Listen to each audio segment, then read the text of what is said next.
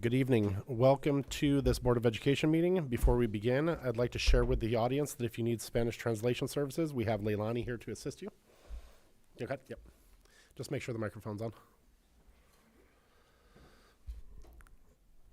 Buenas tardes. ¿Alguien necesita intérprete de español?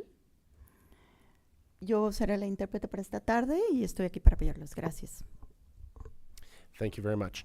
On behalf of the board, we'd like to share a reminder regarding the process for public comments during board meetings. For each agendized action, discussion, or information-only item, the board will hear from staff, provide an opportunity for public comment, and then hold a board discussion and vote if necessary. Public comment on non-agendized items will be heard during item 6, and public comment on closed section items will be heard during item 9 before adjourning into closed session. Public comment is an opportunity for members of the public to comment on items that are on the board's agenda or otherwise within the board's jurisdiction. To help us organize public comment using the system, if you wish to provide a public comment, please complete a speaker card located at the entrance and give it to Michelle, who's also sitting next to the entrance. Speaker cards for public comments will be accepted prior to the calling for public comment portion of the agenda item. I call this meeting to order at 5:32 p.m. and would now like to establish a quorum by roll call vote. Board President Jason Remenzi. Yes. Board Clerk Jake Odello. Yes. Board Member Sarah Hines. Yes. Board Member Matt Glazer. Yes. Board Member Rita Patel. Yes. Thank you. May I receive a motion to adopt the agenda? Motion to adopt the agenda? Second.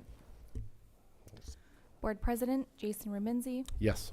Board Clerk Jake Odello. Yes. Board Member Sarah Hines. Yes. Board Member Matt Glazer. Yes. Board Member Rita Patel. Yes. Thank you. I notify the audience that the open session will be audio taped, broadcast, and recorded for the district's YouTube channel. And Rita, can I ask you to lead us in the Pledge of Allegiance? Sure.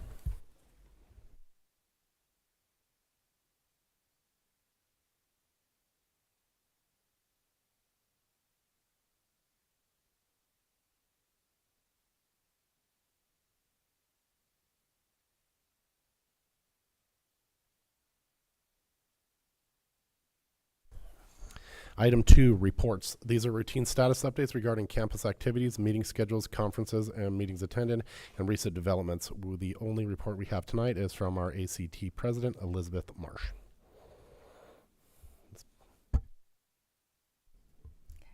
So good evening, CUSD community. This is my final speaking engagement, public speaking engagement as the ACT president. It's been an honor to represent our talented, dedicated educators. Tonight, I'll highlight our child development teachers. CUSD is fortunate to have 20 early childhood educators who create an emergent curriculum which is tailored to every child's needs and interests. They track and communicate every child's development through the desired results development profile. These DRDPs can include up to 60 pieces of evidence to share with parents. Since child development teachers joined our bargaining unit 2 years ago, progress has been made in working conditions and salary. We look forward to continued movement toward giving our children's first educators the recognition and investment they deserve. It has been nice spending 24 Wednesday evenings with you all, and I hope everyone has a happy last 2 days of school and a great summer. Thanks. Thank you, Elizabeth, and thank you for your service over the last 2 years. Item 3, superintendent report. These are routine status updates regarding campus activities, meeting schedules, conferences, and meetings attended, and recent developments from our superintendent, Sharon Ofek. All right, well, this is it, everyone. This week, we are wrapping up yet another remarkable year here in Carmel Unified School District. This time of year is all about celebrations. Promotions and graduations are taking place across all of our campuses. In fact, I was at Carmelo this morning for our little Carmelo little promotion ceremony, which is the most adorable thing you've ever seen. And we will be all together on Friday night at the high school. So from our youngest to our oldest students, we are all supporting them in their celebrations of completing this year. It is in moments like these that we have to pause and think about all of the hard work that has led to these celebrations and making them possible. That hard work is the result of or contributed by everyone here in CUSD: teachers, support staff, administrators, community partners, parents, families, students. It is everyone's contributions together that make these milestones possible. Together, we have navigated challenges of the year with commitment, determination, and resilience, while also recognizing and honoring the accomplishments of students and staff. I would like to thank the Board of Education for supporting our students and staff and administrators so that we can do what we know matters most, which is ensuring that our students are engaged in their learning and have the best educational opportunities possible. It is through this hard work that makes all of these efforts worthwhile, and that we get to see all of the accomplishments in all of our students when we go to our open houses and celebrations and final performances, etc. So thank you to everyone for creating that environment that allows us to be able to help students thrive. In addition to all of these high school seniors who are looking forward to their next phase of their journeys, CUSD also celebrated 20 retirees who dedicated their careers for a combined total of 361 years to shaping the lives of students. We're grateful to them for their service to our students in our district, and we wish them very, very well-deserved and fulfilling retirement. And then finally, on behalf of the district, I would like to thank Elizabeth Marsh for her leadership as the ACT president over the past 2 years. Her dedication and collaborative spirit have made meaningful differences, not only for the ACT membership, but for our entire organization. It's been a pleasure getting to know you, Elizabeth, and I have always appreciated the candid conversations we've had that have ultimately resulted in lasting positive impacts for our staff. We, the collective team, wish you all the very best and trust that you will find plenty of joyful activities to fill your soon-to-be-found free time. Thank you, Sharon. Agenda item 4, consent calendar. The board may bundle a number of items and act upon them together in one motion through the use of a consent calendar. Consent agenda items are routine items deemed to be non-controversial, for which board discussion is not anticipated and for which the superintendent recommends approval. There will be no discussion of these items prior to the vote unless any members of the board request specific items to be removed for discussion. We did not receive any requests for public comment. And if nobody would like to pull any items, may I receive a motion to approve item 4, the consent calendar? I'll make a motion to approve item 4, consent calendar. Second.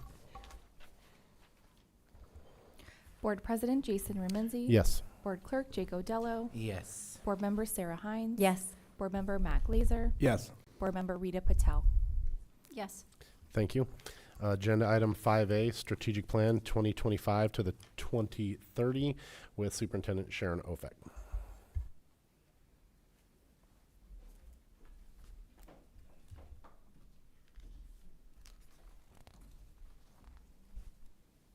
All right, just needed to get the clicker here.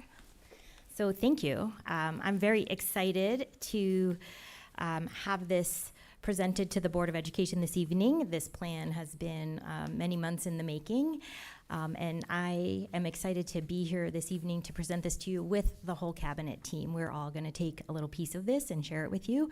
We're a team working together to not just create this plan, but then move forward and implement this plan and bring updates back to you periodically to see the progress we're making. So I'm very excited to bring this to you. So here is a quote, of course. If you don't know where you're going, you are certain to end up somewhere else. So that is accurate. And that is a little bit descriptive of some of the feedback I've heard over the last couple of years around where are we going, what are we doing, what is our objective, where are we spending our time in professional learning, for example, or how do we connect things, et cetera. So with this plan, I'll start out by saying I'm very thankful and grateful to our staff and our stakeholders who participated, as well as the board who have all been part of the process to create this plan before you tonight. For background for everybody, the board expressed interest in the development of this strategic plan, which also demonstrates their investment in the advancement of our district, which is very much desired by everyone involved. Here's another very appropriate statement. An effective strategic plan is essential to keep a school district focused on the challenges and issues that are most likely to impact student learning. So understanding the importance of this work and honoring the foresight of the board to develop a plan that looks to the future, we immediately got to work on establishing timelines, determining areas of focus, and preparing for the planning and visioning session. Unfortunately and sadly, the plans had to be delayed due to the unexpected passing of my father, but we definitely came back and rescheduled, and I am excited, like I said earlier, to be presenting this, but in this school year, given the requirements for scheduling and finding time on people's calendars, et cetera. So it is a great experience so far. Roughly 50 participants comprised of certificated staff, classified staff, administrative staff, community partners, city officials, parent leaders, and students came together for 2 days to identify strengths as well as ways in which the Carmel Unified School District experience could be enhanced. It was a wonderful process where everybody productively engaged to come up with the information that's being presented this evening. After the planning and visioning session, the work was not done. We created a writing team made from representatives from every level of our organization, from preschool all the way through high school, and inclusive of our classified staff, to make sure everyone's voice was included in the writing of this plan. That writing team came together to review, synthesize, and analyze all of the input created, and then actually write the plan. And I'll just share for anyone who wasn't here, that session, that multi-day session for all of that input took place in this room. It was packed with people. Every wall in this space was covered with poster paper and comments and thoughts and ideas that contributed to the creation of this product. And that writing team had to take all that information and synthesize it and come up with the right words. You can spend 10 minutes talking about whether one word is the right word in one sentence. And that's what this team did. They worked together with really good intention. The plan was then shared with the board at a study session for their feedback, with administrative council, which are all of the leaders in this district, for their input, and with the original stakeholder group who participated, to give them an opportunity to provide their feedback and make sure they saw in this plan what they heard and provided during that session. So that's fabulous. This is a slide from the original presentation when we approved the process that just has the elements of strategic plan.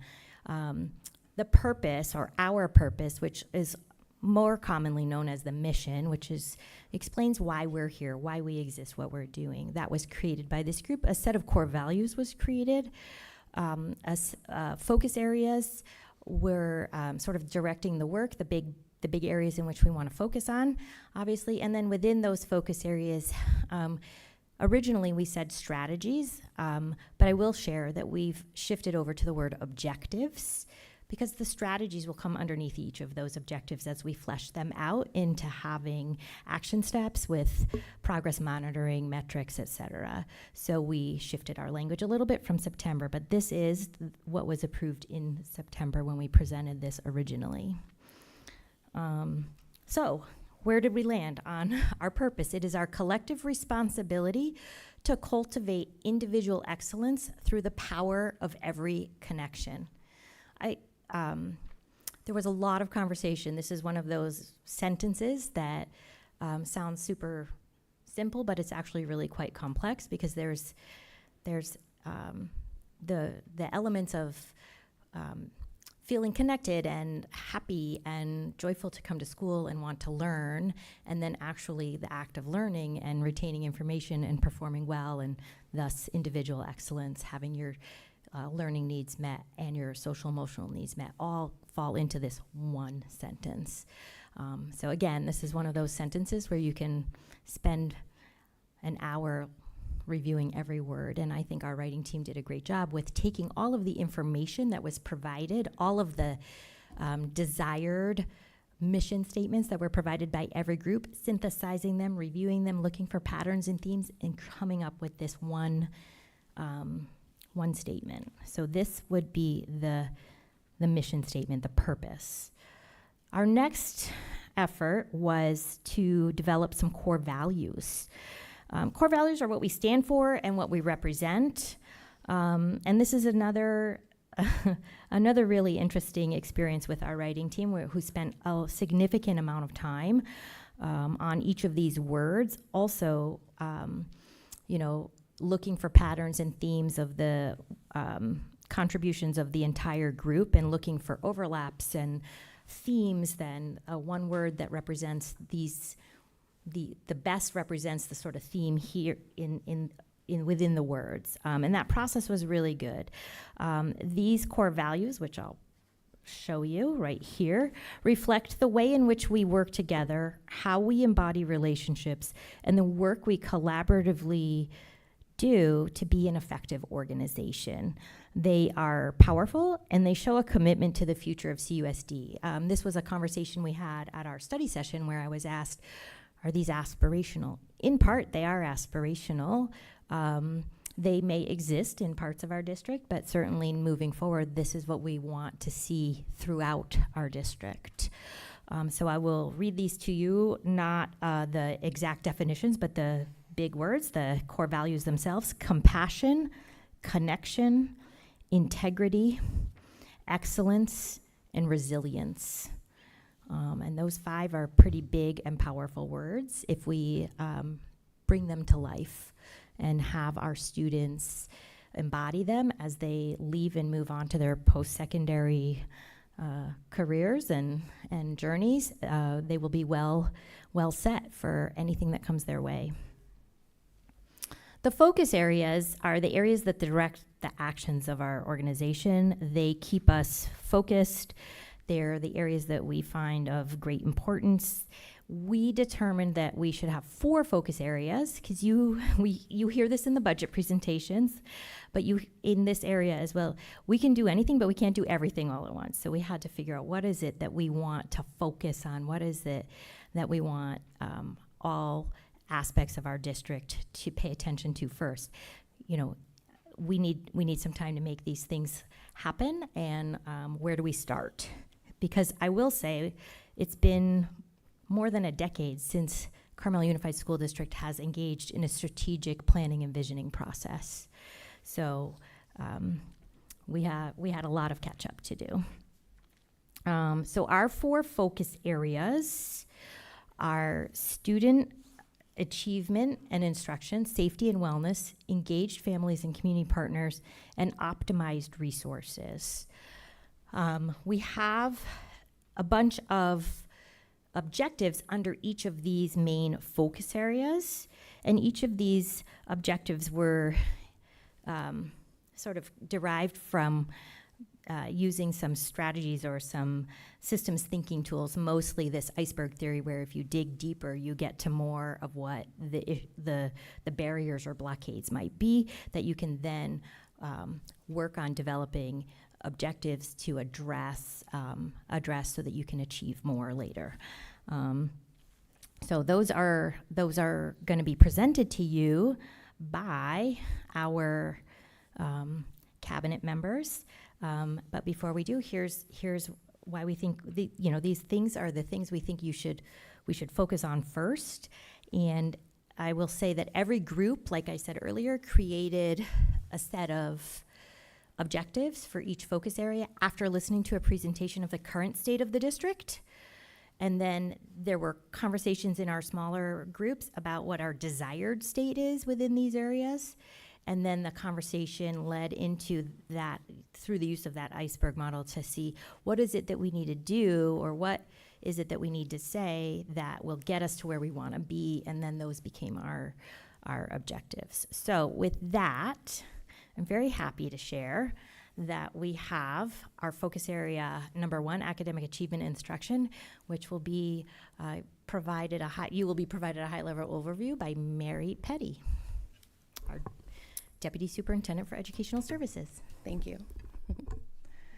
Good evening, CUSD board members. Thank you for having me. On behalf of our CUSD cabinet team, I am excited to introduce to you Focus Area 1. As Ms. Ofex said, academic achievement and instruction is really the heart of the work that we do in this district. We are here to ensure that every student from preschool through high school has access to high quality instruction, consistent support throughout their time here, and a clear path toward personal and academic success and wellness. Our vision centers on a seamless student-centered experience across all grade levels. To achieve that, there are 5 key objectives in this focus area in which you have in front of you. I'm not going to read them detail for detail, but I will just give you a quick synopsis. First, creating a comprehensive professional learning plan to equip educators with the tools and knowledge to meet diverse needs of our students will be a priority. Second, refining how we use data, ensuring that decisions around instruction, intervention, and enrichment are timely, they are targeted, and they are impactful. Third, establishing a consistent and coherent approach to literacy from preschool all the way to 12th grade, recognizing that literacy is foundational to student success in every subject. Fourth, strengthening academic counseling services to help students explore their interests, setting goals, and preparing for life beyond our P through 12th grade experience, whether that would be college or career and or a different pathway. Finally, ensuring alignment in what we teach and expect across all grade levels so that students have a smooth and supported journey from start to finish. Together, these objectives form a unified approach to instructional excellence, ensuring that every student is supported, every student is challenged, and every student is prepared to thrive. With our second focus area, we have Chief Human Resources Officer Craig Chavez. Good evening. So while academic achievement is our purpose, the foundation for reaching it is built upon safety and wellness.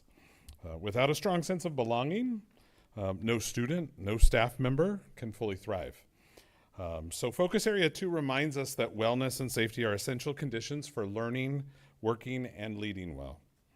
This means not only keeping our campuses safe, but ensuring that our systems are flexible and responsive, whether they arise in classrooms, at athletic events, or in district offices.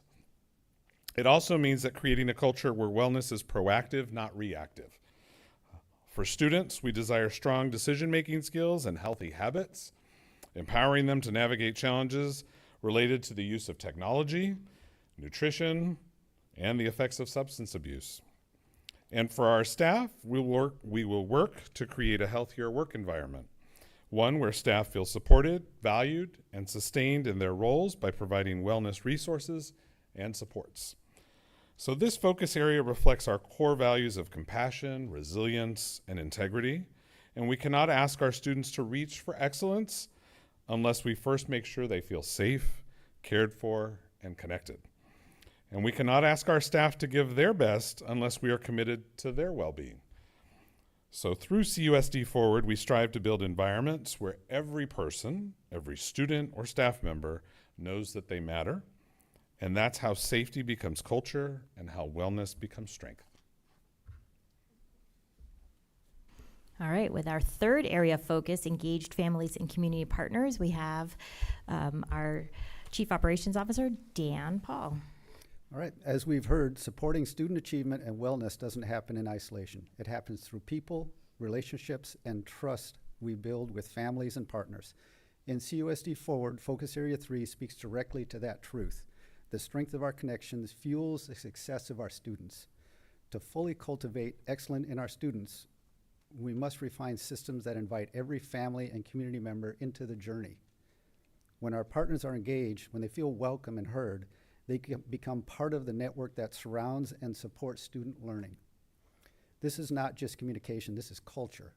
A culture rooted in compassion, collaboration, and shared purpose.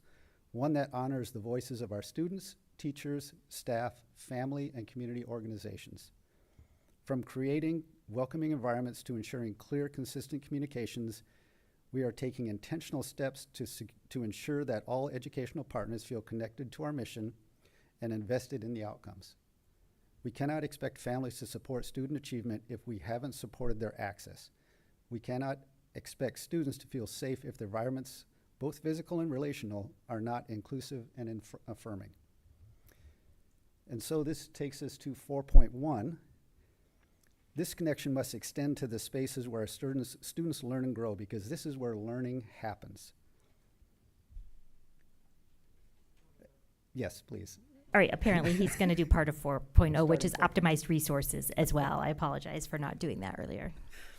As we advance our long-range facilities master plan, our goal is not only to modernize buildings, but to align our learning environments with the instructional and wellness priorities you've just heard. This means designing schools that are safe, flexible, and built for that future. We are making intentional choices grounded in our values to ensure every classroom, every campus reflects excellence we expect from our students and staff. Designing spaces where every student feels safe, supported, and inspired to achieve. Our facilities will not only reflect our values, they will help unlock the potential in every learner. And now we have Yvonne Perez, our Chief Business Official, who will finish out focus area number 4, which is optimized resources. So as we have heard from our colleagues, academic achievement and student and staff well-being are central aims of this plan. Our responsibility in focus area 4 is to ensure the resources behind those aims, financial, human, and operational are strategic, equitable, and aligned with our mission. When we talk about optimizing resources, we are talking about removing barriers in learning, building systems that serve the whole child, and ensuring that every student in every school benefits from our collective investment. That means that not only funding our facilities and initiatives, but doing so with transparency, accountability, and integrity. It means anticipating future needs while remaining responsive to today's realities. We are aligning staffing to support instruction. We are building infrastructure to support digital safety and accessibility. We are streamlining processes to deliver services more effectively, all in support of student learning and student success. We are also committed to supporting the foundational needs of our students, including their health and nutrition. A well-nourished student is a ready learner. That's why we're continuing to enhance our meal programs with a focus on fresh, healthy, and high-quality foods that meet or exceeds our state and federal guidelines. This is a direct investment in student wellness and, by extension, their capacity to thrive in the classroom. Finally, we are building capacity from within, giving our teams the tools to not just dream, but also to execute boldly. That means clear matrix, defined ownership, and the resilience to adapt as needs achieve. When our systems reflect our values of compassion, integrity, resilience, connection, and excellence, we don't just support learning, we accelerate it. When our resources are optimized, our mission becomes more than a statement. It becomes a structure for action. All right, so some people might be wondering, well, what's next? Because this might look different from something that was presented 10 years ago or 15 years ago. And it is different. It's designed to be a little bit more nimble and a little bit more flexible given how fast our world moves these days. So what are our next steps? We're going to make this plan actionable and measurable. You heard me allude to that earlier, where each of these objectives will be fleshed out into steps that we're going to take and how we're going to measure our progress towards achieving them. And then we're going to work on making the plan visible and marketable and personal. So there's a bunch of ideas that are presented during our session with our facilitator, one of which is a challenge coin, one of which is, we have some work being done as we speak here on some one-pager kind of like high-level overview, a little bit more of like a brochure with a little bit more detail, and certainly a presentation that we can go and visit our community partners with and share our strategic plan with, so everyone in the community is aware of what we're doing and what we're trying to do and how they can support us. So these steps are what we will do next after there's a formal approval of this plan with these focus areas and objectives. And with that, I will say that you heard our cabinet members talk about and refer to this plan as CUSD Forward, which is actually on the cover page of this presentation, which is the name of the plan that the writing team selected based on everyone's contributions from the, again, bigger session.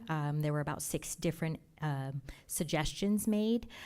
And this one resonated most with the final product that we're presenting and the desire and interest by everyone in the room, unanimous interest and unanimous desire to move forward, to move forward and continue to create amazing opportunities for our students to make our schools the best they can be and to have an optimistic growth mindset in place. So with that, I will end the presentation and we are available for questions if there are any. The board did not receive any requests for public comment, so we can open it up for board discussion, starting with Rita.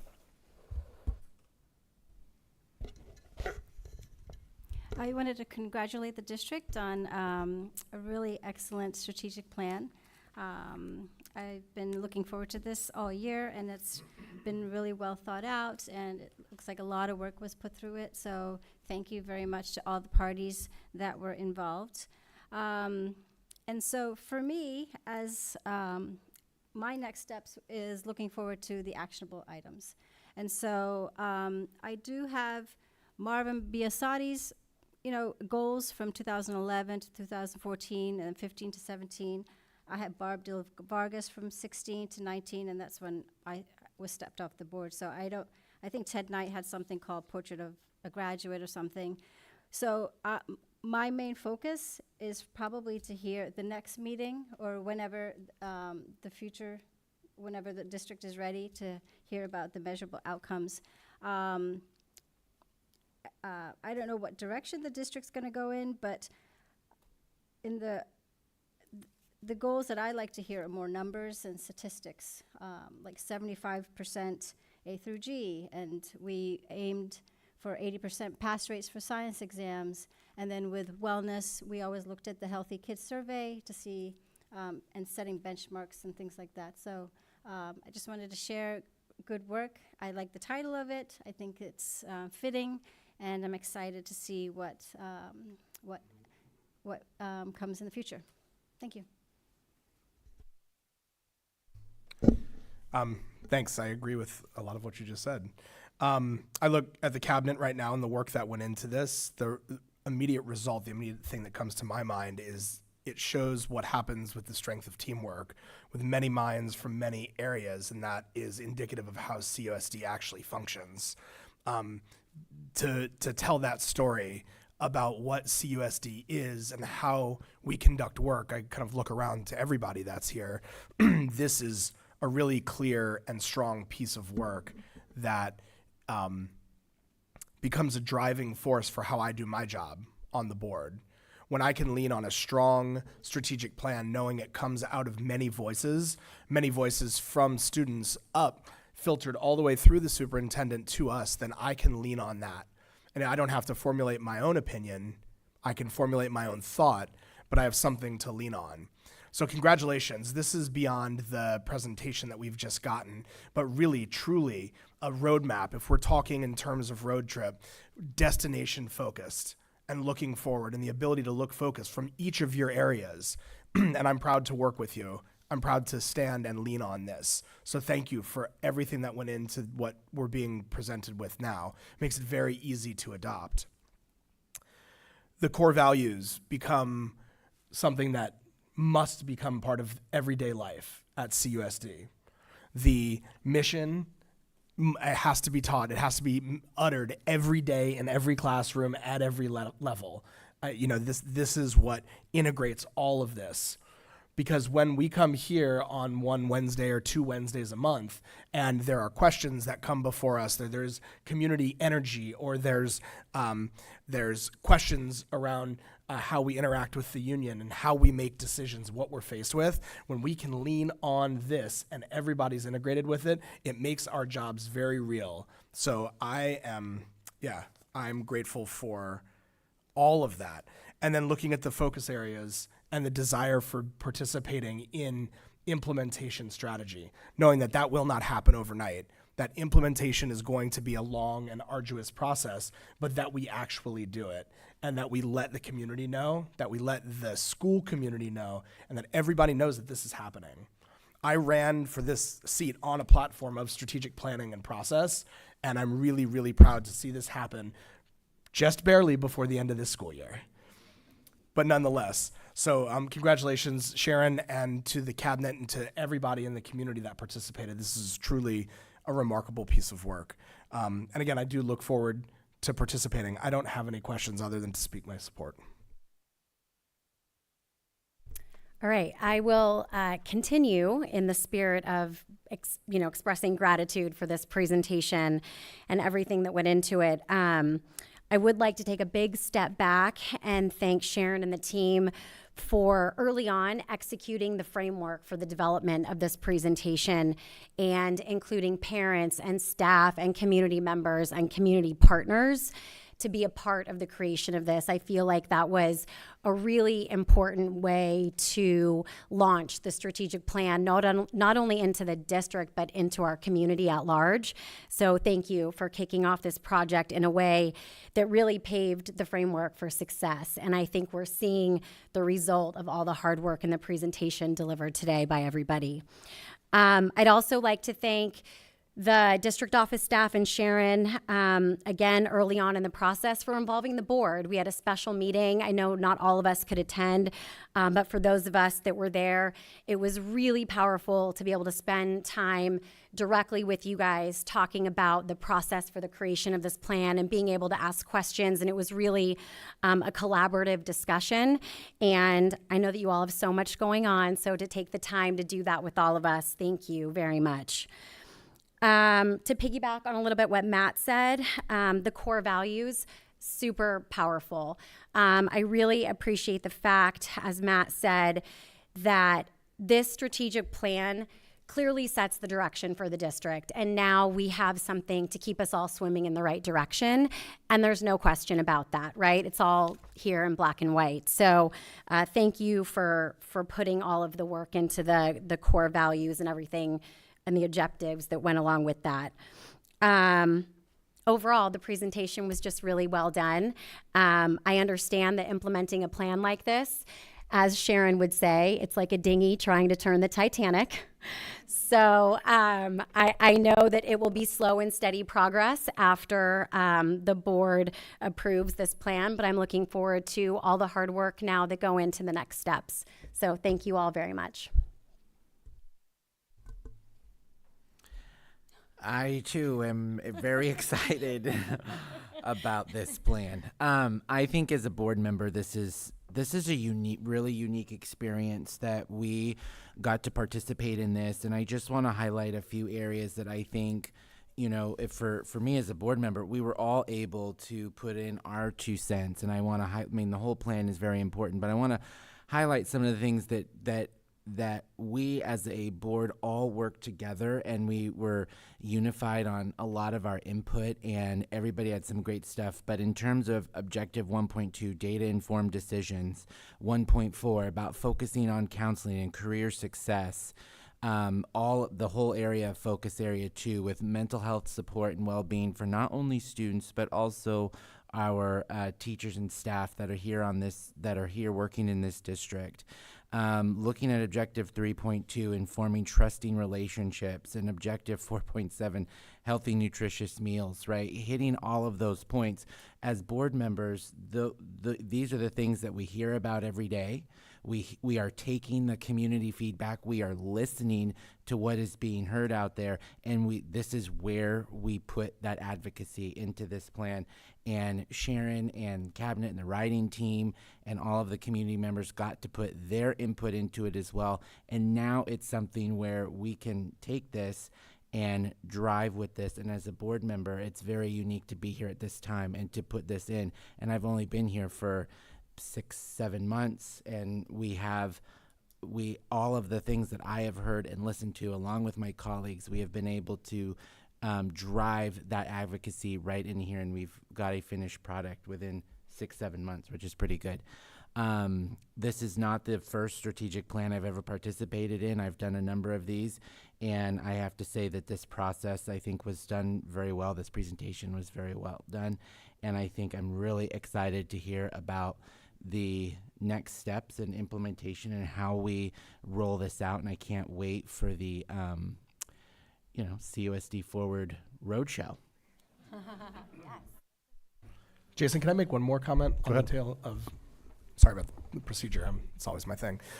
Something Jake said inspired something else that comes out of this that I think is really important, and that is understanding what our role is as a board and what my role is and the guardrails that of what I'm responsible for. This plan, from its mission to its core values, stands to enable and empower those on the ground to implement this, to do the work, where we are sitting at oversight, where we are at 30,000 feet and we are overseeing the superintendent. It will give us legs to hold accountability and measurability while also breathing life into the work that happens on the line level every single day, from administrators to school site administrators to staff, and everybody in between. So I think that's really important to feel that in this plan as well. So I just wanted to add that. Thank you, Matt. I think everything good was said, and there's not much to add. I do appreciate everybody's hard work with this, and I'd also like to recognize Sharon individually too. The team takes a leader, and I think Sharon's really stepped up to her position here and brought a lot of good experience from her former positions in other districts. And I like where we're going, and I appreciate all you guys, and I love seeing the teamwork and the camaraderie that you guys bring every day to work to support these children of the district. That's all I got. All right. Can I jump in and just share, in the spirit of launching this strategic plan, we did link a video that was created, and this is our first piece of marketing for this plan, and we're going to play it right now. To be invited to participate and see the diversity and depth of experiences and points of view in our school district.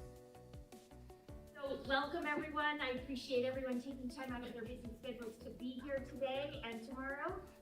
My name is Sharon Opek, and I'm the superintendent here in Carmel Unified, and hope that everyone engages and participates and puts their wildest ideas out there. Our goal is to create a new strategic plan that provides meaningful stakeholder engagement and focuses on student success. Basically, what you're doing is you're pointing the district in the directions you think they should go in the next 5 years. The part that resonates with me the most is about wellness and mental health. And it's a priority for me because I'm a mental health provider and I'm also a parent. And I feel like when you prioritize a wellness and safety, that you can help students become more successful in the school setting. My hope for the children of Carmel Unified School District is that they will learn to be happy, successful adults. And today I think it was a step in the right direction in finding commonality on what we hope for the students in Carmel Unified. Well, I love the collaboration that went on, particularly in my group. It's wonderful to talk to other people in the district that I don't often see and feel their optimism for things, and to be able to share what are our important values and what is it that we enjoy about being in this district and teaching the children. Our outcome from today and tomorrow is to create a strategic plan that takes us into the next 5 years with an eye on the future and how we can best support our students to become whatever it is that they want to become when they leave us here in Carmel Unified. I just hope that we can continue to prepare students who are going to go off into the world and be great humans, that they're going to be successful in all endeavors that they want to attempt in life, but also be well-rounded and just good people and give back to the world and continue to make this wonderful place for us to live.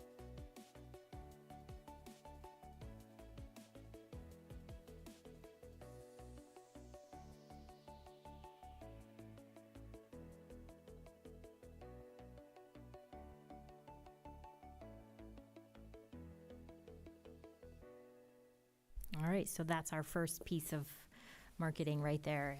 Very well done video. So I'm thankful to our communications partners for working with us and sending in an amazing team to be here for the recording and the videoing of that session. If there's no other discussion, may I receive a motion to approve the Carmel Unified School District Strategic Plan 2025-2030? Go ahead. No, you got go. it. No, Senior- no, I no, will- no. I will No, yield to your seniority. Please. I am honored to make a motion to approve the Carmel Unified School District Strategic Plan 2025 to 2030 CUSD Forward as presented. Second. Board President Jason Remenzi. Yes. Board Clerk Jake Odello. Yes. Board Member Sarah Hines. Yes. Board Member Matt Glazer. Yes. Board Member Rita Patel. Yes. Agenda item 5B, public hearing for 2025-2026, update to the 2024 to 2027 Local Control Accountability Plan, also known as the LCAP. Before we hear from staff, on behalf of the board, I officially open this public hearing. We will now hear from Deputy Superintendent of Educational Services, Dr. Mary Petty. Thank you for having me again.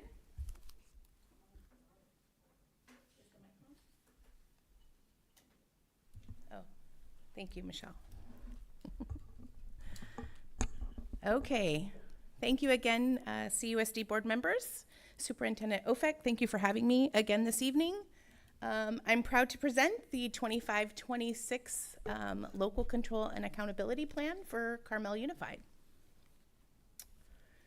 So just as a brief review, for those who may not know, the LCAP is a required plan that each district must update each year. All California school districts are required to develop, adopt, and annually update this plan, which is a 3-year plan. So right now we'll be adopting year 2, or you'll be hearing the update for year 2 of the 3-year plan. The real goal behind this LCAP plan is to ensure that we are supporting student outcomes and that we are also targeting the support of our the students with the most need in our district. So LCAP expenses are specifically aligned to our English learners, our socioeconomically disadvantaged students, as well as our foster youth. You will also find weaved throughout the LCAP document that we have a lot of alignment for our special education students. Again, just a friendly reminder of the 24 through 27 LCAP goals that were established last year.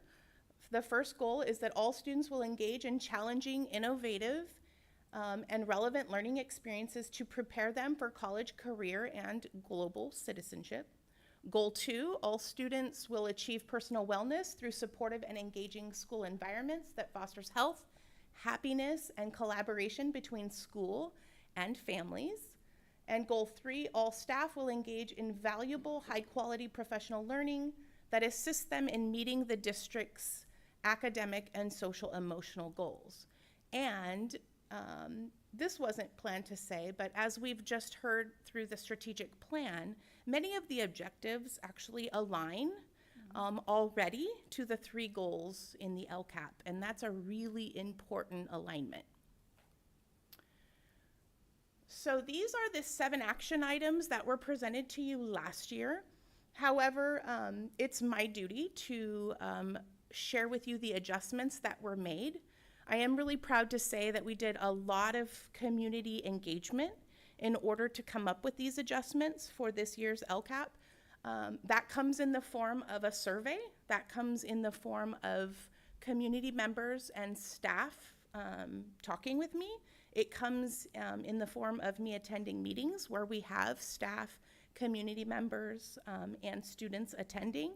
I also visited the Student Advisory Board at the Carmel High School. That was a really fun day for me, in which I received feedback directly from students as well. So I'm not going to go through each of those 7 action items because you do have them before you this evening. However, the adjustments I will highlight. First, you should know, the community should know that we heard you loud and clear. Summer programming that will occur starting next week will also now include a summer academic and enrichment program out at Captain Cooper in Big Sur. That was definitely a desired addition this year, and we're really super excited to offer that to our students who live and go to school far away in Big Sur. The second adjustment that was made was that we originally had after-school intervention supports aligned just for high school, and through the feedback that we received, we decided that it was important for both Captain Cooper and Tularcitos to also receive some funding so that they could align after-school intervention tutoring as well. The adjusted actions for Goal 2 for wellness are highlighted in red. Interestingly enough, I'd like to say that these were just aligned for on the basis of community feedback.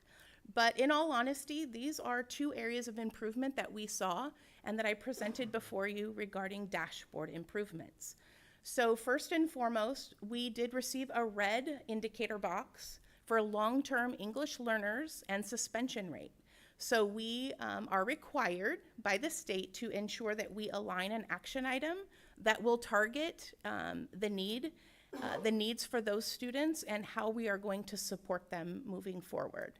So we have included a very structured and targeted alignment piece so that we can work on supporting those students. Second, this action item was brought forth to you last year because there was a red indicator box on the dashboard for attendance improvements. And I am proud to say, as you learned last month in the presentation from Dr. Ziskin of Student Services, that we have really tremendously improved in our attendance rates here in Carmel Unified. However, the state demands that the action item is included for 3 full years. So we have made sure to align and restructure so we can continue to see those improvements. Clicker's not working.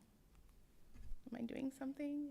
Can I jump in and make a clarification? Perfect timing. Sorry, since we're paused and while you figure that out, I just want to share that Dr. Petty absolutely is correct that we're required to have those attendance metrics in there as priorities for the for 3 years, but it is for the duration of the existing plan. So for example, the item she presented earlier that became red in this past release of the dashboard is 2 years, right? So starting now in year 2 and in year 3. And then when we work on writing a new plan, whatever's red on the dashboard gets included in. We fold in whatever comes our way. Hopefully nothing, but anyway, I just want to. You never know. We have some. I know, you never know. We definitely have areas for growth as we have seen, but it's all good work. I just wanted to provide a little context for that. There's nothing inaccurate that was said, but just so you know, the plan is a 3-year plan, and every 3 years we have to revise and update. So that is the time in which we get to kind of have a clean slate if we want to. Sure. Thank you. And then the adjusted actions for Goal 3 are all centered around professional learning. Again, weaved right through our strategic plan as well. The adjustment came for differentiated mathematics instruction professional development, in that we originally had this aligned for just middle school, and now we've built an inclusive action item that includes both middle school and high school departments, teachers, and district office staff. So we're really excited about where that piece is going to go for next year. So I'm here this evening to share with you where we are with the draft LCAP plan for this public hearing. The next meeting, which is scheduled for June 18th, will be board approval of this LCAP. And finally, the county submission will take place thereafter. I would like to, highlight for all of you that I have, of course, already vetted this LCAP through our county office. I would never bring a draft plan before you if I was not sure how, they saw our alignment and action items. So I feel really good about that. The last thing I would also say is that this LCAP plan is not just created by myself as one person. It does take a team and a tribe to come forth with a 100-page document. And I would just like to express my gratitude really for the community who was super welcoming to me as far as all of the engagement sessions that I did conduct. We did receive a lot of really high quality feedback remarks on our LCAP survey, which I was grateful for. And then most importantly, the team here, there's several people here actually in the audience from Business Services. Robin Voss and Yvonne really helped me and came together to ensure that the budget was really going to be aligned. So did Anna Medina, our CalPADS expert. She helped me a lot with very intricate details of the metric section. And then, of course, I'd like to highlight Michelle and Sharon because they really were the creators of this first LCAP that was written last year, and there were a lot of good notes and alignment pieces there that were ready for me. So thank you, everybody. Thank you. The board did not receive any requests for public comment, so we can open up for board discussion. We'll start with Rita again. Sorry.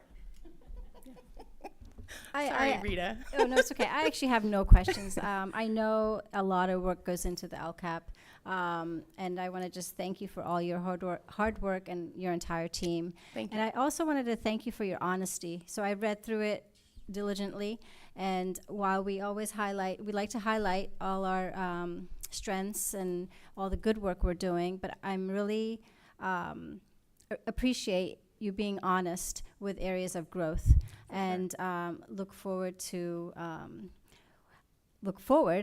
strategic plan or an LCAP and everything coming together in the future. Thank you. Thank you. Thank you for this presentation. I also don't have any questions, but I do have a couple comments. First, about Big Sur, the recognition and of importance of the summer program for the kids of Big Sur as a matter of equity and bringing a leveling to the community that is all Carmel Unified School District, which is 26 miles south of here, but still part of the community, the elementary school that feeds the middle school. All of these kids need as much similar access as possible. Oftentimes, living in Big Sur, people will tell me, oh, well, you choose to live in Big Sur and all of the challenges that come with that. Well, a big element of living in Big Sur is living in the Carmel Unified School District for all the reasons that families choose to move to this area, regardless of which part. So any elements of equity that apply to the students that are targeted in the LCAP, especially in the Big Sur community, is a good show for the district. So thank you very much for highlighting that. The other comment, which might have just left my head as I was talking, was about your teamwork and the intersection and the weaving of the current release of the strategic plan. This is a major leveling for the whole the district as a whole, understanding that the LCAP is about targeted communities, targeted pupil communities, but the strategic plan is about the entire community. Threading that needle ensures equity at every level, whether someone is an unduplicated pupil or they are involved in special education and might not fall into any of those categories. The metrics that the LCAP prescribe and the improvements that are required of us apply outside of the constraints of those statistics. So this is really important that we thread this needle, and to say that and to identify that is really important. So I look forward to adopting this at the next meeting. And wherever possible, when we can do community outreach to be involved at this level, I think the community, this shows what CUSD can do and does do for student success and student outcomes. And that's the work of the district. That's the primary goal and mission. So to continue community outreach all the way up through the adoption of the LCAP and the strategic plan and of all the things that we're doing. So thank you very much, Dr. Petty. Thank you. Thank you for an excellent presentation. I also don't have any questions, but I do have a few comments. I wanted to thank you and the team specifically for the alignment between the LCAP and the strategic plan. I think that, as Matt was saying, is just a really important line to be drawn between the two, But with that said, I think it's our job as board members to make sure that we're putting out right and accurate information into the community.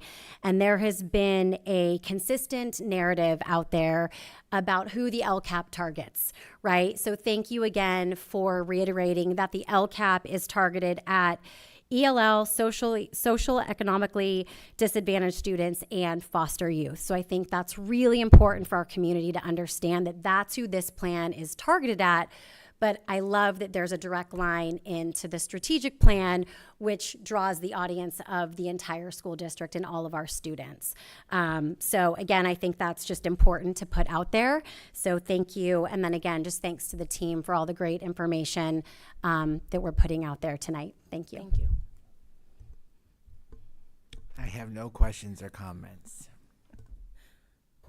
I have no questions. Thank you for your hard work and a great presentation. Thank you. On behalf of the board, I now officially close this hearing. Agenda item 5C, public hearing 2025-2026 fiscal year proposed budget. Before we hear from staff, on behalf of the board, I officially open this public hearing. We will now hear from Chief Business Official Yvonne Perez.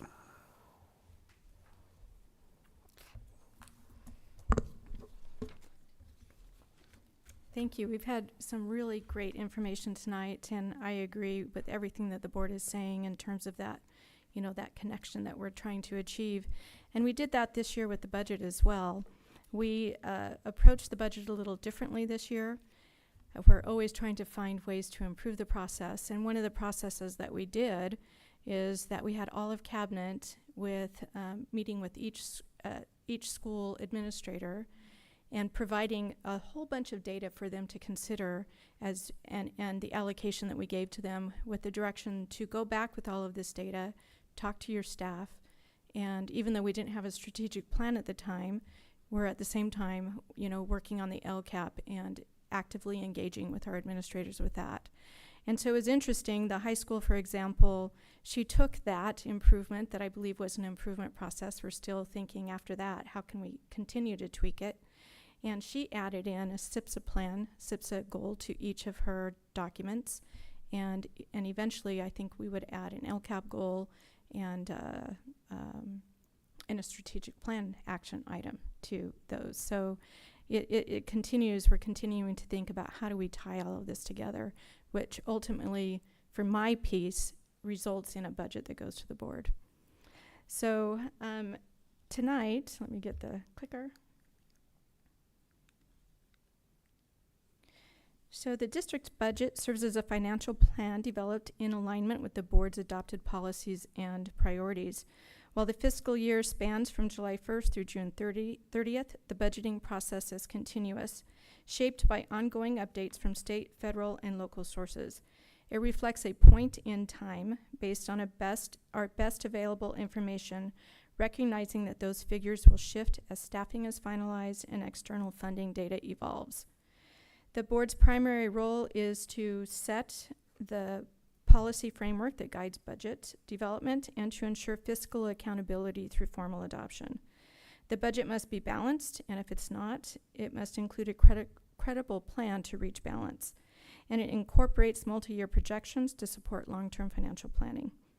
Finally, we engage our educational partners through this public hearing process prior to adoption, with final approval of the budget and the local control and accountability plan for June 18th. So you're familiar with this. I have to figure out how to make it bigger somehow. But this slide, along with the next, provides a high-level summary of a highly detailed budget that contains nearly 4,000 individual line items. And it comes together, as I mentioned before, with a lot of conversation and collaboration with the schools and with departments within the district office. A through C represent our estimated actuals through June 30th. The estimated actuals is not our focus tonight, but I will mention some of that. Our focus tonight is the budget. Estimated actuals help guide us on how we're preparing the budget for the following year. Columns D through F show the proposed budget for the 25-26 fiscal year, and it's built upon those estimated actuals and other assumptions. You'll notice the overview begins on line 4 with the actual beginning fund balance. From there, we add revenues, subtract expenditures, include transfers, and account for the investments in our facilities. This brings us to the net increase or decrease in fund balance on line 16. The ending fund balance is calculated by applying the net increase or decrease to the beginning balance that you see there on line 18 for each of those reporting periods that are listed there. The 25-26 budget currently shows a projected net increase of approximately $1.9 million. When we include the combined general fund, that net increase is nearly $1.2 million. So overall, our projection for the upcoming year reflects a balanced budget with a modest increase to fund balance. I'll provide more context on the projected decrease for the current year in a future slide. It's not as concerning as it appears, and it will help prepare that full picture of what's going on. So this chart represents the ending fund balance over multiple years, along with the key components to make up that balance. So once again, you have estimated actuals in columns A through C, and you have the budget in columns D through F. One important highlight in this is our reserve for cash flow. So you've heard me talk about this multiple times, that we do go really low in our cash balances. Although on our books it looks like we're doing quite well, our cash actually drops quite low. And so we always try to set aside some funds for that to make sure that we can make it through the month of November until we receive additional cash in December.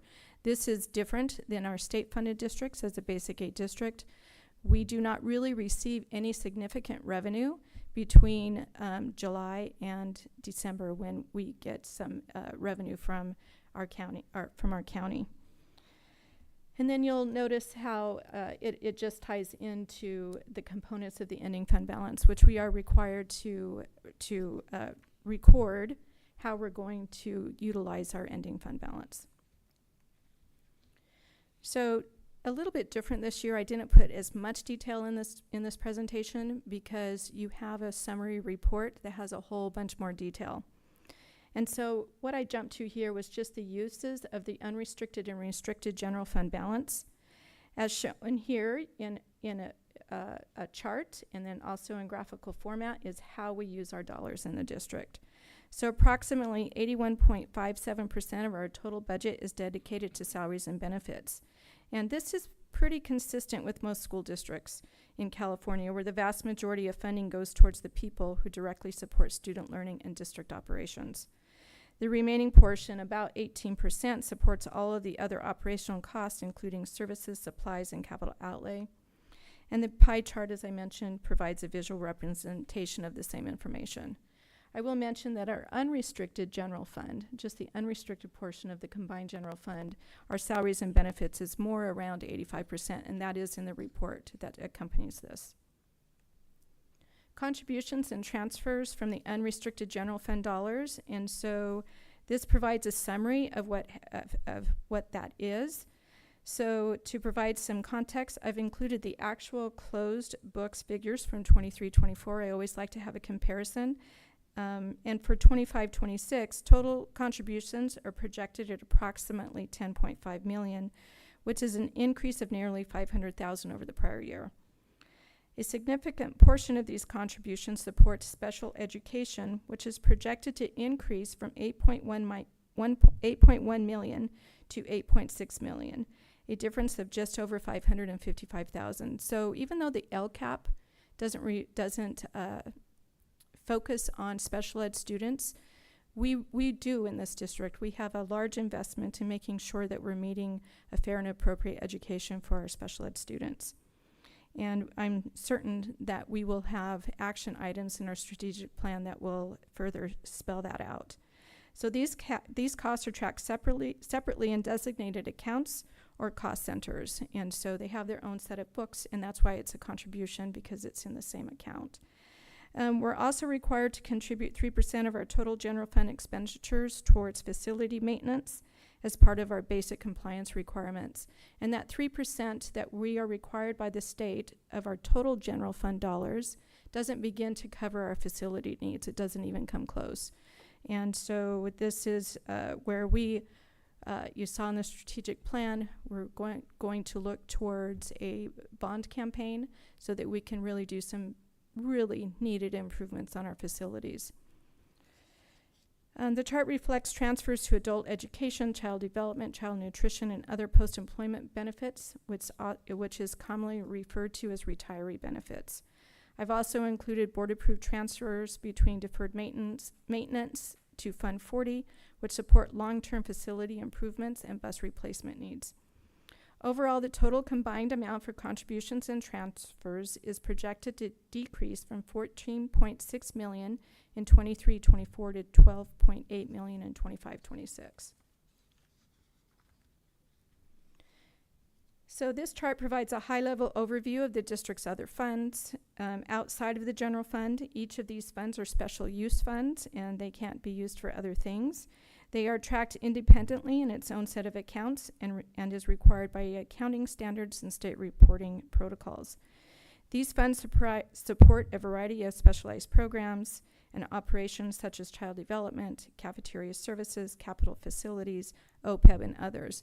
Now, our capital facilities funds, with the exception of Fund 25, their revenue source is unrestricted general dollars.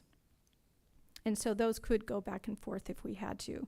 But we make a conscientious, we would want to not do that. And there isn't a need, as our multi-year projection would show. We've committed those dollars for facility improvements. And so what this shows is with the transfers from the general fund, that all of these funds will be in a positive ending fund balance for June 30th of 2026. So this is the multi-year projection. I chose not to add in, because it's always so small, the assumptions that the multi-year projection is built on, but once again, it is in the report that accompanies this. So this is, the next few slides present the multi-year projection for the unrestricted account, the restricted account, and the combined funds. Please note that we do not prepare multi-year projections for our special purpose funds that were presented on the previous slide. The chart includes several key data points. Once again, I added in the 23-24 data. Estimated actuals for the current year is there. And then the proposed budget for 25-26, and the last two columns are your multi-year projection with 2 years projected out. Line 11 highlights projected increases in revenue across all years. While there is a projected net decrease in 24-25, the proposed 25-26 budget and both out years show net increases in the fund balance. So we're doing quite well in this district. We're fiscally strong. Line 29 reflects the projected ending balance for each year, all of which remain positive and indicates a stable and responsible financial outlook. And so once again, I'll just remind you that all of this is built on a set of assumptions at a point in time, and I can guarantee it will change as reports come back to you. So this is the multi-year projection of our restricted general fund using the same format that we saw before. The revenues are generated through a combination of state, federal, and local grants, as well as required contributions that I talked about for special ed and for routine repair and maintenance. This chart, if you really didn't understand it, it could be a little bit alarming, because when you look at line 27, which is the net increase and decrease in the fund balance, it's all showing negative.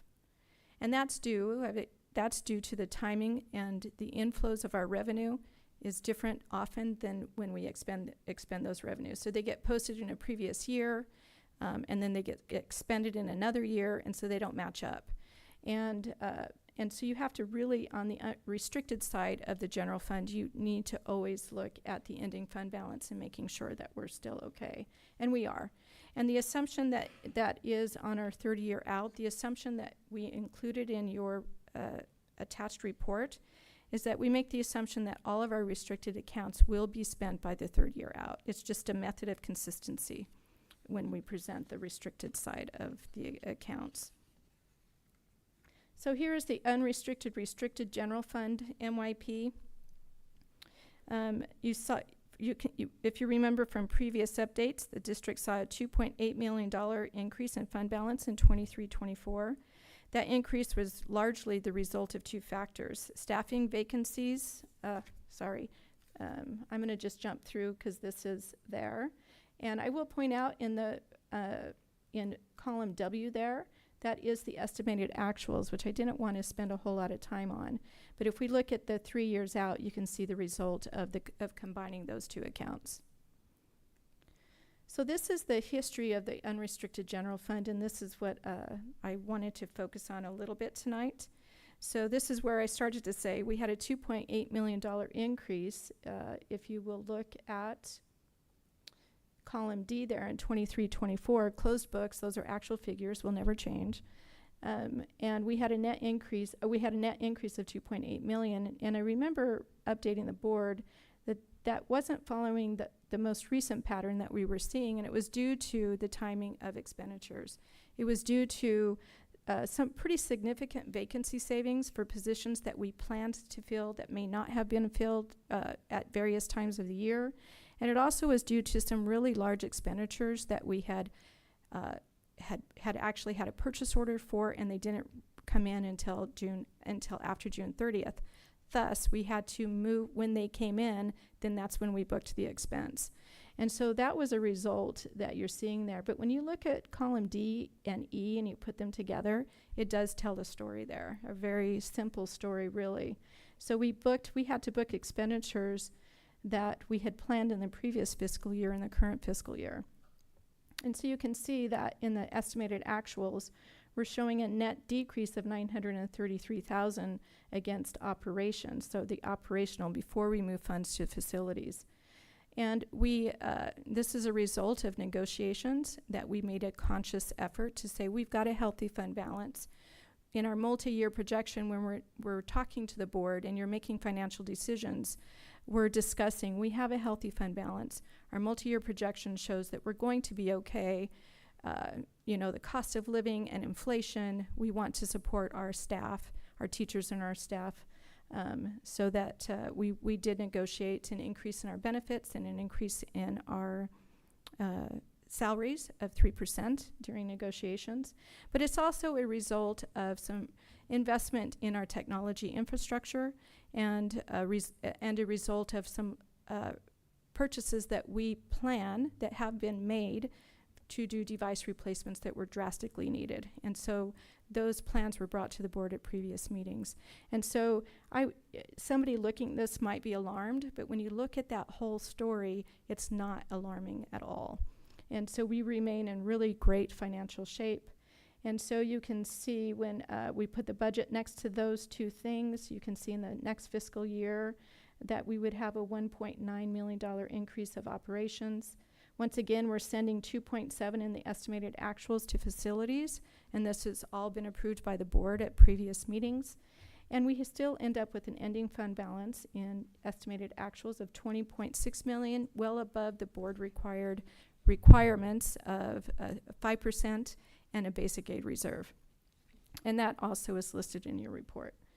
And then in 25-26 for the budget, we can see that our increase, it will go, the ending fund balance will increase. So the basic reporting cycle for, I think it skipped something. Let's see. The basic reporting cycle for school districts is here. Right now, we are on basically the third interim report, which is also budget development. So those estimated actuals is your third interim, and it includes the budget for 25-26. The next time that you'll hear from me is at unaudited actuals, which will be presented to the board when we close the books for the current year, and the estimated actuals will be presented in September. The next step is that we are actively right now engaged in our audit. They start early in the spring. They do audit compliance with our schools and ASB funds and attendance auditing and compliance auditing. That has already begun. And we will continue to work with our auditors to reach that deadline that we have to meet. So I always like to include the fiscal impacts and challenges, and this slide can outline several of the key budget considerations and challenges we continue to monitor. I don't intend to go into any detail here because you can read, but it's a useful reference for understanding the broader context shaping our financial planning, ranging from negotiations and enrollment to infrastructure and economic trends. The same thing here, we have celebrations and growth. As you know, we have a wonderful district that we are so honored to work for and live in. And so this slide highlights some of the many strengths that define our district, from deep student and family engagement to outstanding staff, robust academic and enrichment programs, and a strong commitment to professional growth. One of the things that, as we were developing the budget, you know, we had this large grant that came about 5 years ago, and we're in the final year of that. And so through the budget development and in talking to the Ed Services Department, we were really concerned because we've been using this large grant of money, and it was targeted for professional development for anybody related to the classroom. And so we have her plan that she presented incorporates much of that. And we were concerned that those dollars will be gone. Will we have, and so this budget reflects in a multi-year projection that we will continue to invest in professional development. Professionals require to have continuous professional development to ensure that we're continuously improving. And so I would be remiss if I didn't recognize Robin Voss, our Senior Director of Fiscal Services, and the Fiscal Services team of the people that are listed there. And it also, as I mentioned, is just a collaboration that crosses departments and crosses schools, and we come together to this culminating event tonight where we can share the financial story of how we support learning for all students. Thank you. Thank you, Yvonne. The board received no request for public comments, so we can open it up for board discussion. We'll start with Rita. No questions from me. Just thank you very much for your hard work and your entire team. Thank you. Thank you. A couple questions. Would you consider this budget to be fiscally responsible for the community, for the students, and for the board in a decision-making body? Yes, adamantly yes. And then in the integrity of the strategic plan that's upcoming, are we, and I know you said this kind of in your conclusion, that we are threading the needle to our core values and our objectives. Does this budget serve to properly fund the strategic plan, its implementation, and when we make this decision, are we in line with the strategic plan that we've just adopted? Yes, I believe so. As you know, we had a draft of the strategic plan and the objectives and the focus areas. And so we definitely focused on that as we were meeting as a cabinet team with our, with our administrators and having those conversations. So yes, there is room. I think as we move into the next year, we'll see even more of that threading. And a budget is a point in time, as I mentioned, and so as we continue to define what that looks like, we can continue to define our budget as well. Thank you. Thank you, Yvonne and team, for this presentation. Yvonne, you always deliver an excellent presentation of this nature to the board, so I really do appreciate it year over year.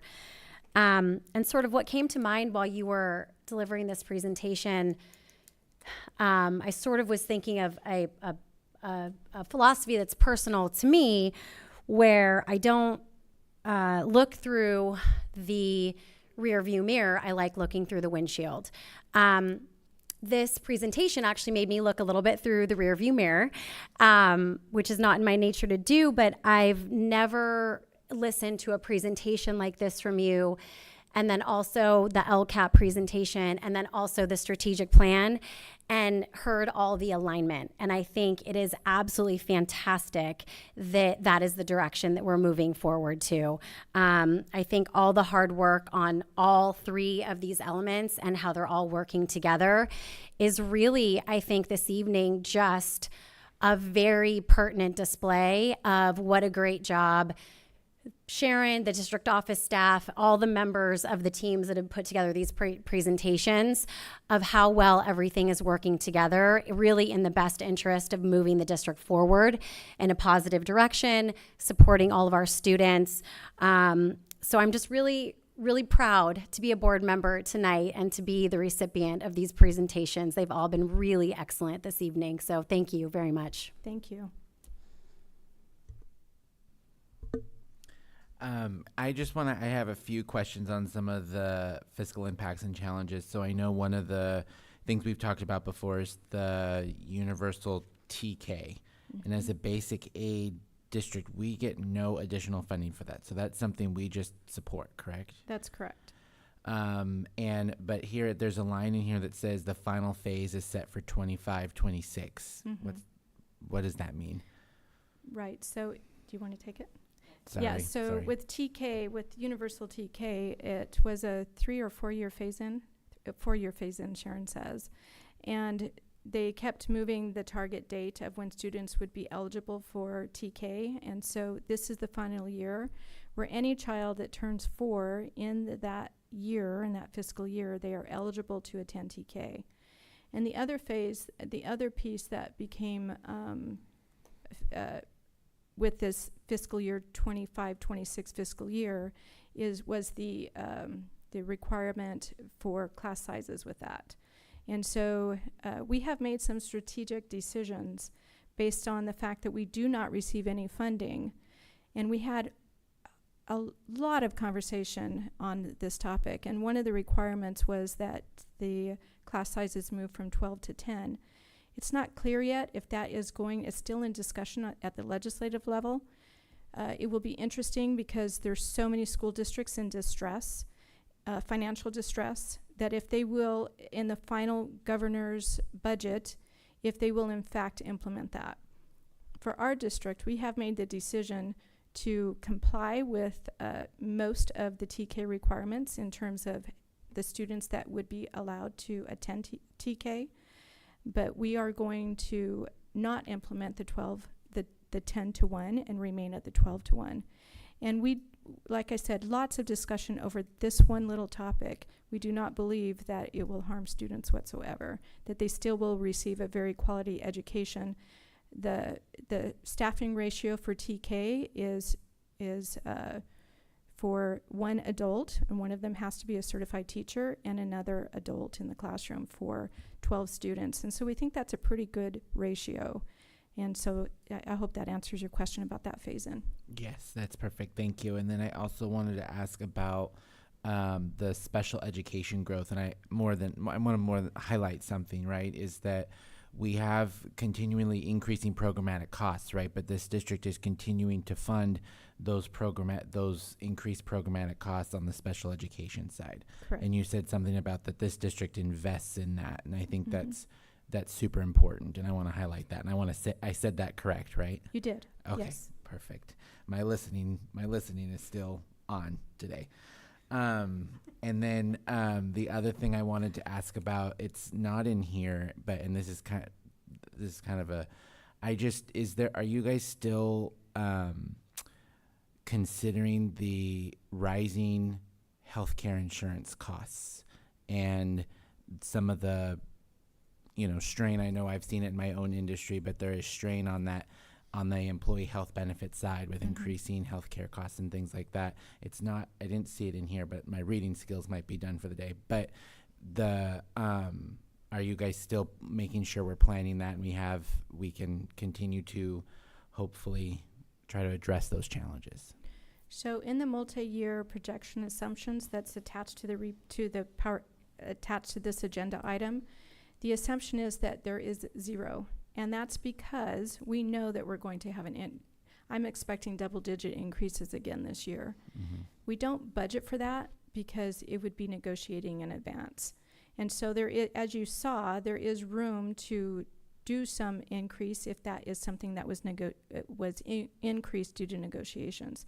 So we're in good financial shape as that information becomes available. At the point that we prepare the budget, it is not available yet. It becomes available late August or September. And so the budget, of course, is prepared before that, and then we still have to enter negotiations. So the assumption around benefits is that there is no increase because we have an established negotiated agreement where the district is paying 85% of the cost of health benefits.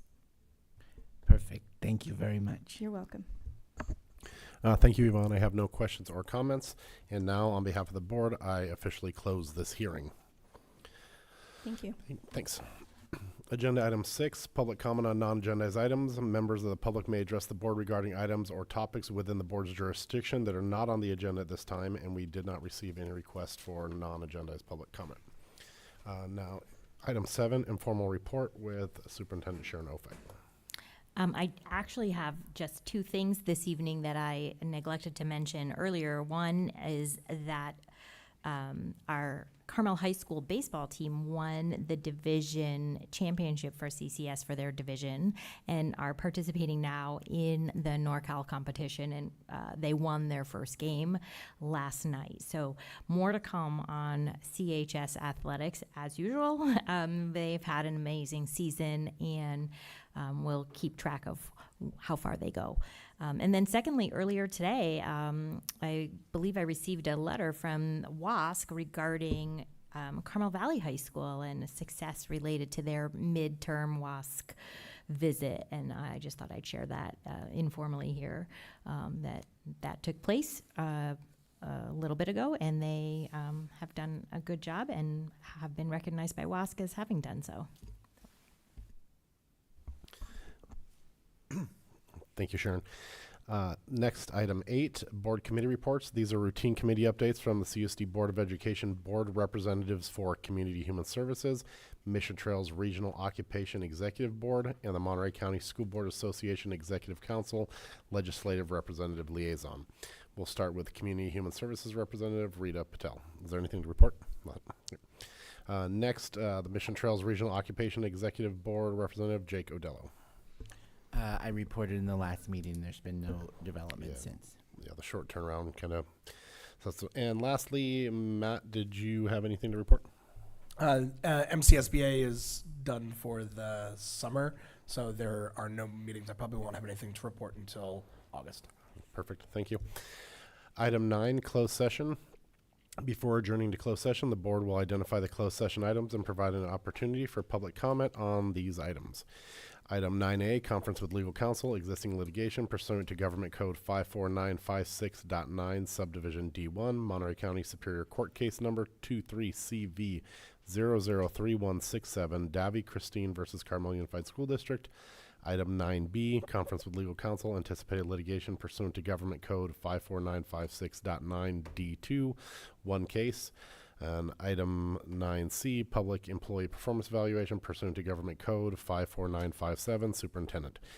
The board did not receive any request to comment on closed agenda items, and the board will adjourn into closed session at 7:03 p.m.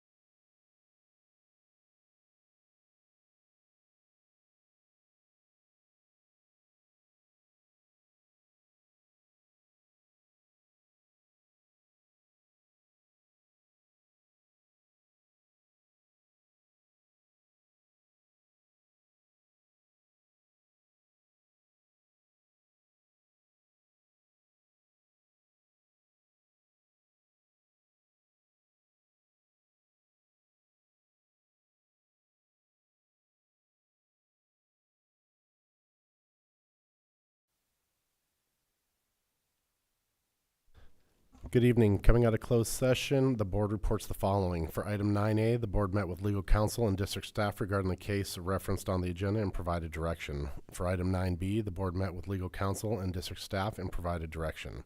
For item 9C, the board discussed the superintendent's annual evaluation. The superintendent received a satisfactory evaluation unanimously from the Board of Education. No other action was taken. I adjourn this meeting at 9:38 p.m.